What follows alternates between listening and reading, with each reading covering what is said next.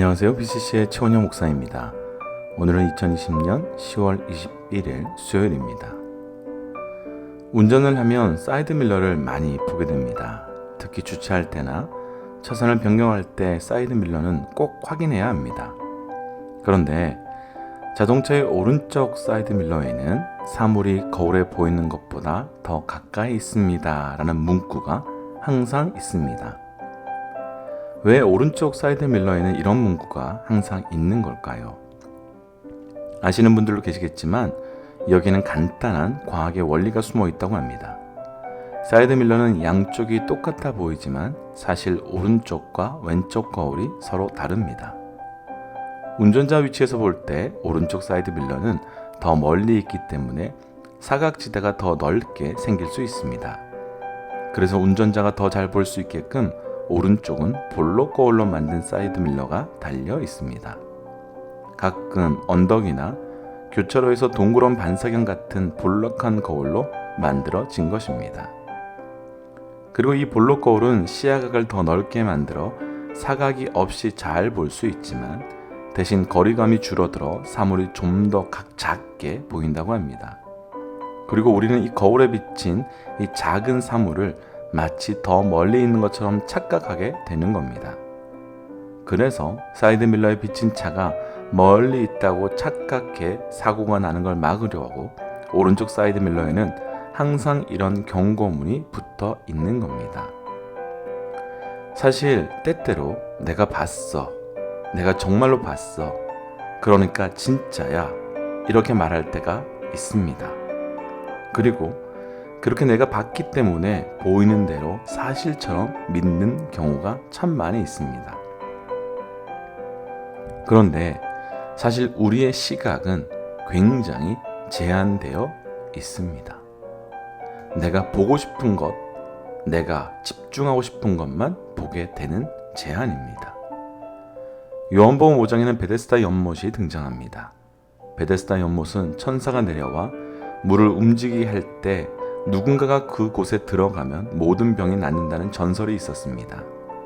그리고 그곳에는 38년 동안이나 병자된 사람이 그곳에 있었고 예수님께서는 그를 치료해 주셨습니다.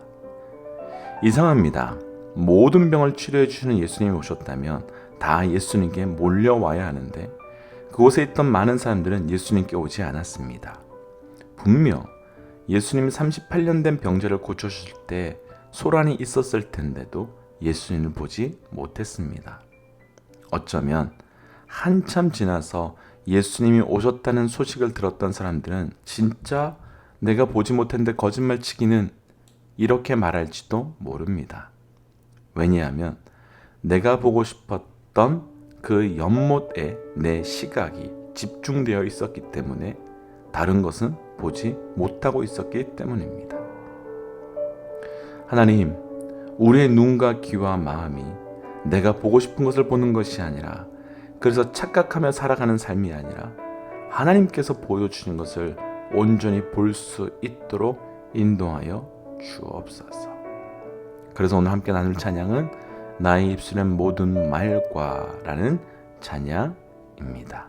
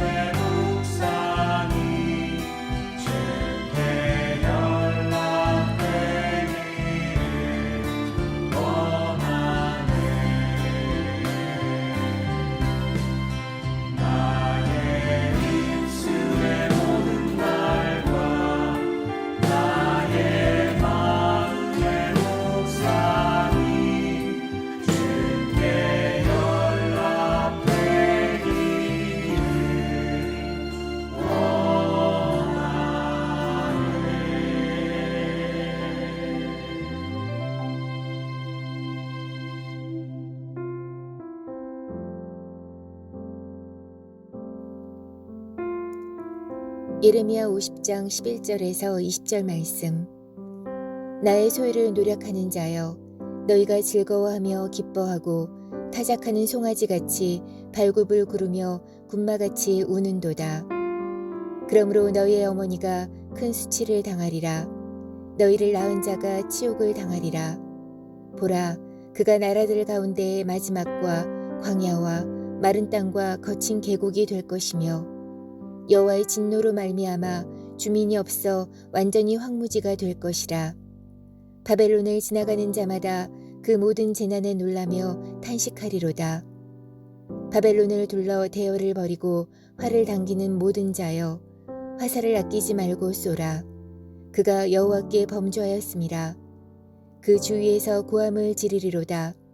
그가 항복하였고 그 요새는 무너졌고 그 성벽은 허물어졌으니 이는 여호와께서 그가 행한 대로 그에게 내리시는 보복이라. 그가 행한 대로 그에게 갚으시는도다. 파종하는 자와 추수 때에 낫을 잡는 자를 바벨론에서 끊어버리라. 사람들이 그 압박하는 칼을 두려워하여 각기 동족에게로 돌아가며 고향으로 도망하리라.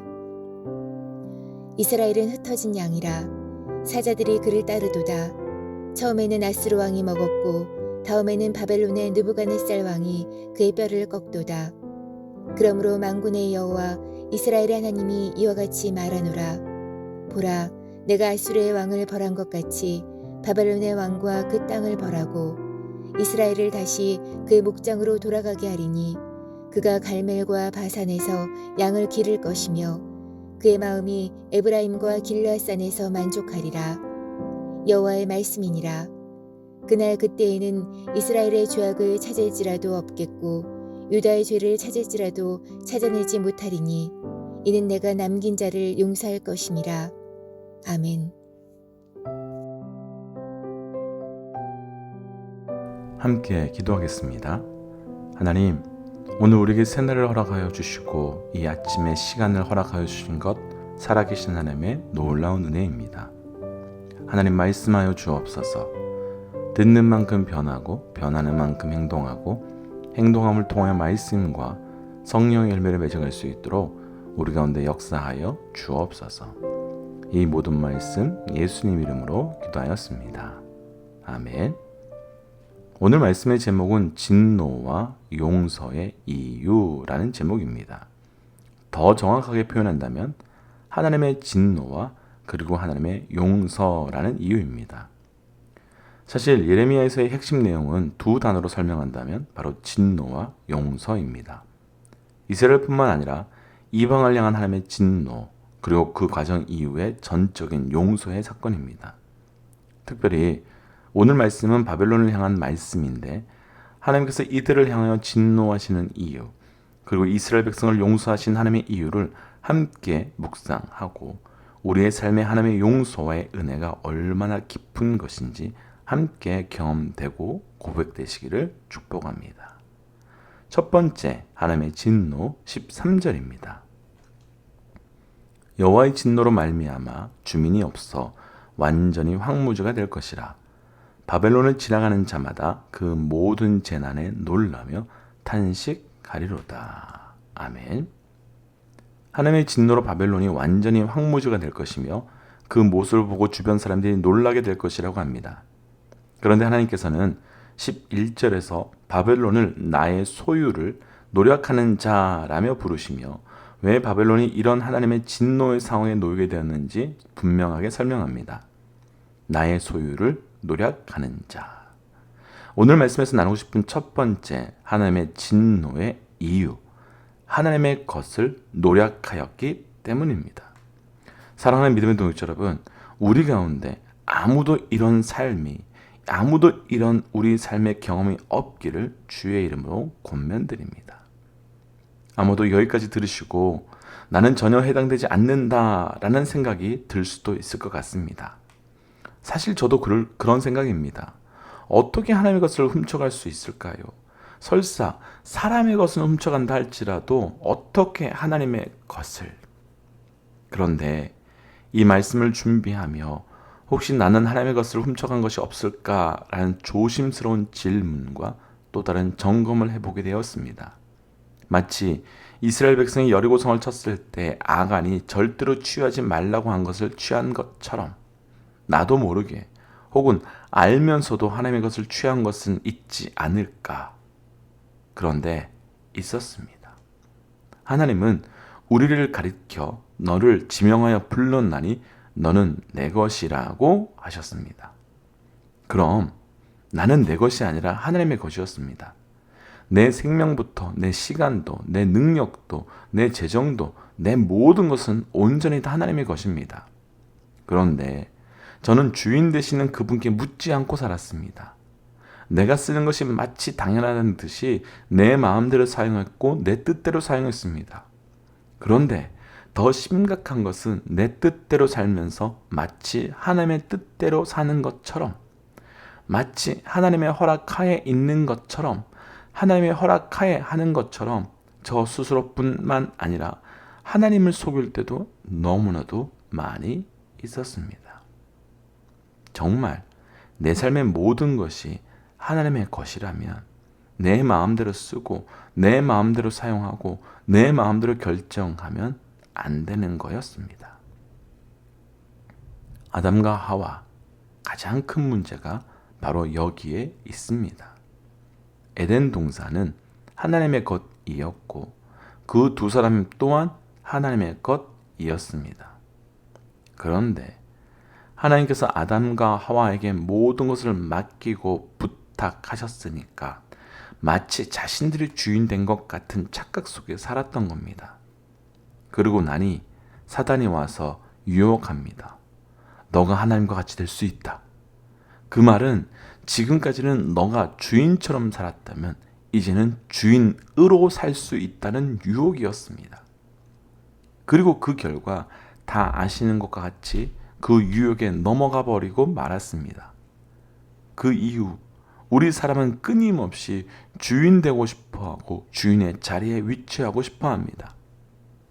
하나님의 진노, 끊임없이 하나님의 자리에 서서 하나님의 힘을 가지고 싶어하는 우리, 진노, 끊임없이 하나님의 것을 내 것으로 만들고 싶어하는 우리.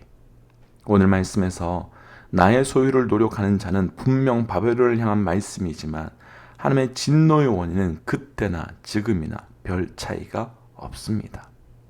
우리 삶에 온전한 주인이 오직 하나님 밖에 없음을 알고 주인 되시는 하나님 앞에 온전히 반응하는 믿음의 결단이 우리 모두에게 있기를 주의 이름으로 축복합니다.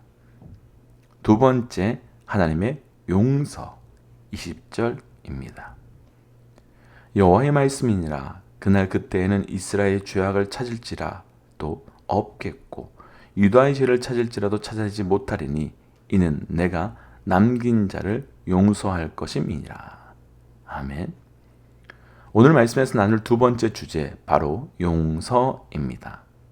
하나님께서 분명하게 예레미야를 통해서 말씀해 주십니다. 그날 그때에는 이스라엘의 죄악을 찾을지라도 없겠고 찾아낼 수 없을 것이다. 왜냐 하면 내가 용서할 것이기 때문이다. 오늘 말씀에 나누고 싶은 두 번째, 하나님의 용서. 하나님의 용서는 완벽한 하나님의 용서입니다. 부부싸움에서 가장 하지 말아야 하는 것 중에 한 가지가 수개월 전, 수년 전 했던 이야기 또 하고 또 하고 분명 해결됐다고 했으면서도 문제가 생길 때마다 계속 같은 문제를 끄집어내어 이야기하는 것입니다. 쉬운 편으로 그거 정말 치사한 겁니다. 그건 완전한 화해도 아니며 그건 완벽한 용서도 아닙니다. 화해가 되었다면 용서를 했다면 더 이상 그것을 문제 삼지 말아야 합니다. 그런데 오늘 하나님께서 말씀하십니다. 이스라엘의 죄악을 찾으려고 해도 찾을 수 없을 것이다. 유다의 죄를 찾으려고 해도 찾을 수 없을 것이다. 왜냐 하면 내가 용서했기 때문이다. 왜냐 하면 내가 용서했기 때문이다. 그런데 이 부분을 조금은 다른 측면에서 묵상해 보고 싶습니다. 혹시 우리 믿음의 동역자들께서는 동일한 죄의 문제를 놓고 기도하고 또 기도하고 또 기도하고 그렇게 해보신 적이 있으신지요? 분명 하나님께서는 오늘 말씀처럼 우리가 우리의 죄를 십자가 앞에 내려놓으면 완벽한 용서를 이루신다고 했는데 왜 우리는 같은 회개의 기도를 매번 눈물을 흘리며 통곡하며 하는 걸까요? 하나님의 의보다 내 의가 더 크기 때문입니다. 하나님의 의는 용서하신다는데 내 인간적인 의는 그 하나님의 무한한 무조건적인 사랑을 받아들이지 못하기 때문입니다. 하나님의 의는 용서하신다고 하는데 내 의는 내 죄를 알기에 결코 이 정도 가지고 용서받을 수 없다고 생각하기 때문입니다. 사랑하는 믿음의 동역자 여러분, 가벼운 회개가 아닌 진정한 십자가 앞에서의 회개를 경험했다면 오늘 말씀에 의지하여 오직 말씀에 의지하여 자유함의 은혜가 있기를 주의 이름으로 축복합니다. 함께 기도하겠습니다. 하나님, 나의 삶에 분명 모든 것이 다 하나님으로부터 온 것인데 모든 것은 하나님의 것인데 내가 주인인 것처럼 행동한 것 있다면 오늘 이 말씀 앞에 온전한 회개가 이루어지도록 인도하여 주옵소서.